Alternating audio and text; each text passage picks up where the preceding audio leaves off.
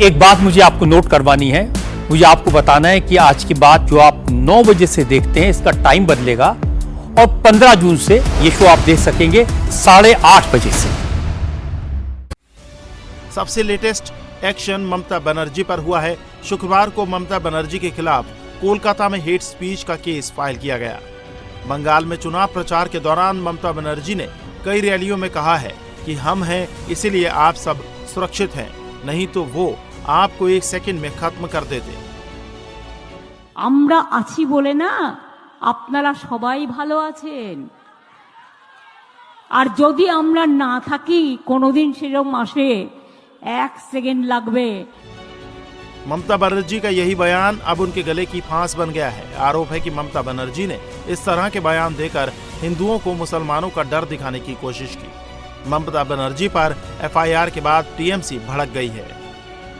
पहले ये भाजपा को बड़ा बड़ा नेता लोग जब आ रहे थे यहाँ का भी, तो बहुत सारे डायलॉग बाजी किए थे, उल्टा करके, ये करके, वो करके, तो उसके खिलाफ भी तो एक्शन होना चाहिए। अभी वो लोग सत्ता में है और ये एक भय का माहौल क्रिएट करने के लिए, थ्रेट का माहौल क्रिएट करने के लिए ये सब कर रहा है।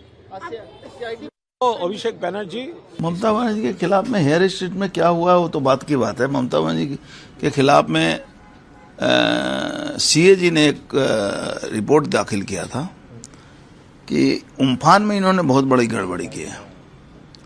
उम्फान का जो फंड आया था उसमें इन्होंने बहुत बड़ा घपला किया था। मुझे लगता है वो भी केस होना चाहिए उन पर। मंत्री अर्जुन सिंह के बयान से साफ है कि अब ममता बनर्जी के कारनामों की भी कुंडली खुलने वाली है। वहीं भतीजे अभिषेक बनर्जी को सीआईडी का एक नया नोटिस मिला है। अभिषेक को नया समन हेट स्पीच मामले में मिला है जो उन्होंने चुनाव प्रचार के दौरान दी थी। इस मामले में चुनाव आयोग के आदेश पर एफआईआर दर्ज हुई है। सीआईडी ने अभिषेक बनर्जी को नोटिस देकर 16 जून को भवानी भवन में पूछताछ के लिए बुलाया है। बैक टू बैक सीआईडी के नोटिस मिलने से अभिषेक बनर्जी भड़क गए हैं। যে মামলায় আজকে আমাকে নোটিশ দিতে এসছে, আমি বলেছি 4 তারিখের পর ডিজে বাজে। আমি প্রশ্ন করতে চাই যে আমি যদি সত্যি কোনো ভুল বলে থাকি, আমি এই স্টেটমেন্টগুলো কবে করেছি? নির্বাচন চলাকালীন। নির্বাচন যখন চলছে, ল এন্ড অর্ডার, আইন শৃঙ্খলা কার আন্ডারে? ইলেকশন কমিশনের আন্ডারে। মমতা বন্দ্যোপাধ্যায়ের আন্ডারে তো ছিল না। তাহলে তখন আমার বিরুদ্ধে এফআইআর হলো না কেন? ইলেকশন কমিশনের বিরুদ্ধে কমপ্লেন হলে ইলেকশন কমিশন আমার বিরুদ্ধে ব্যবস্থা নিল না কেন?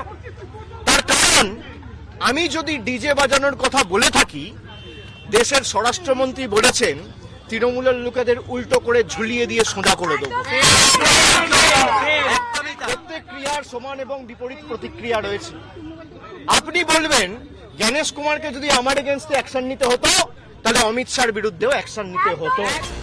वहीं 28 साल पुरानी टीएमसी में सबसे बड़ी बगावत के बाद टीएमसी से अलग हुए सांसदों की रविवार को दिल्ली में मीटिंग होने जा रही है। इस बैठक में पश्चिम बंगाल के सीएम शुभेंदु अधिकारी भी शामिल होंगे।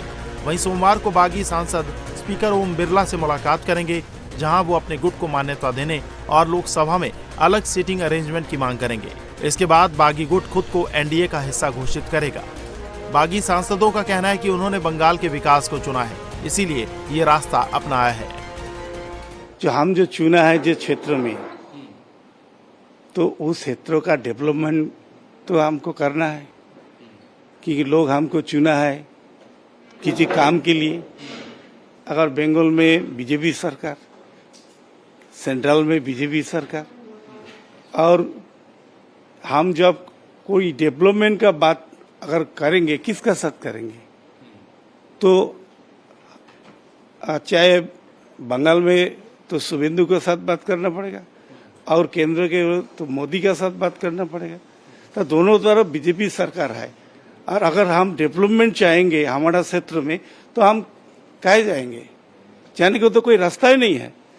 तो इसलिए जनता मैंने चुना है इलाका का डेवलपमेंट के लिए, और ये डेवलपमेंट करने के लिए जो मुद्दा हम लिया है वो सही है। वहीं टीएमसी में फूट के बाद अब बगावत की वजह भी सामने आने लगी है। बागी सांसदों का कहना है कि पार्टी के नेताओं में 10 साल से नाराजगी है। ममता बनर्जी ने पार्टी की पूरी कमान अभिषेक बनर्जी के हाथ में दे दी है। अभिषेक बनर्जी पार्टी को प्राइवेट कंपनी की तरह चलाते हैं। सांसदों, विधायकों को बैठक में बोलने की इजाजत नहीं होती। छोटे छोटे मुद्दों पर सीनियर लीडर को अपमानित किया जाता है। पिछले 10 साल में पार्टी चल रहा है टीएमसी। पहले 5 साल अच्छा था और 2016 का बाद 2021 इस टाइम में पार्टी का जो ममता बनर्जी को जो ग्रिप वो अभिषेक के हाथ में छोड़ दिया है। और अभिषेक के हाथ में जब पार्टी का लीडरशिप गया था उस टाइम में अभिषेक बनर्जी एक कॉरपोरेट धास के पार्टी चलाना शुरू किया और उसके साथ में आईपैक भी जोड़ किया।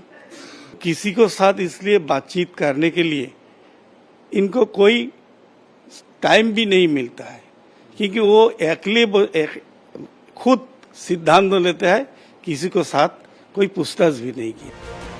बंगाल में बगावत के बाद ममता बनर्जी और अभिषेक बनर्जी की हवाइयां उड़ी हुई हैं। ममता को समझ नहीं आ रहा कि बाकी बची पार्टी को कैसे बचाया जाए। यही वजह है कि कल्याण बनर्जी के बगावती तेवर सामने आने के बाद ममता के भतीजे अभिषेक बनर्जी के तेवर भी ठंडे पड़ गए हैं।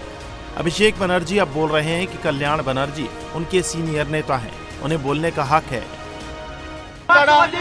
যে শীর্ষ নেতারা আমার বিরুদ্ধে কথা বলছে দলে আলোচনা করার জায়গা রয়েছে এবং আপনি স্পেসিফিক্যালি বলতে পারেন কল্যাণ বন্দ্যোপাধ্যায় বলেছে। কল্যাণ বন্দ্যোপাধ্যায়ের অধিকার রয়েছে আমাকে নিয়ে কথা বলার। কল্যাণ বন্দ্যোপাধ্যায়ের অধিকার রয়েছে আমাকে নিয়ে 4টে কটু কথা বলার। কল্যাণ বন্দ্যোপাধ্যায় আমাকে ছোট থেকে মানুষ করেছে, আমায় বড় হতে রেখেছে। আমি এই কথাগুলো নিয়ে খারাপভাবে নিই না। ওনার একটা ঘটনা হয়তো খারাপ লাগতে পারে, উনি বলেছেন, কিন্তু আমি আমার কোনো ব্যক্তিগত ক্রোধ বা আমার কোনো ব্যক্তিগত ক্ষোভ কল্যাণ বন্দ্যোপাধ্যায়ের বিরুদ্ধে নেই। আমি তাকে আগেও সম্মান করতাম, আগামী দিনেও করব। अब अभिषेक कुछ भी बोले लेकिन पानी सिर के ऊपर से निकल चुका है। टीएमसी में सबसे बड़ी टूट हो चुकी है। बागियों ने ममता के खिलाफ अलग गुट बनाने का ऐलान कर दिया है। जो लोग ममता के साथ अभी तक दिख रहे हैं वो कब तक साथ रहेंगे ये बात ममता बनर्जी भी नहीं जानती।